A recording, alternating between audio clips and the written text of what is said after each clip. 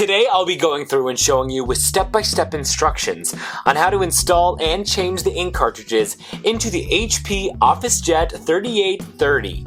This how-to video also applies to these models here. Let's get started.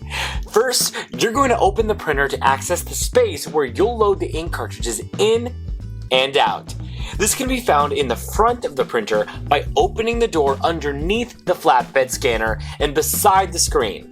If you're installing the ink cartridges on a brand new printer, be sure to remove the placeholder plastic tabs before you try to install the ink cartridges. If you're replacing empty ink cartridges, be sure to remove the old cartridges before starting.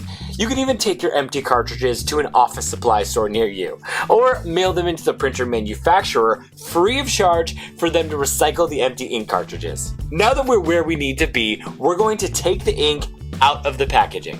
Be sure not to touch the gold contact points on the cartridge during installation, since these parts are very sensitive and touching them may cause damage to the cartridge and make it unusable. Then, align the ink cartridge so it will fit into the slot.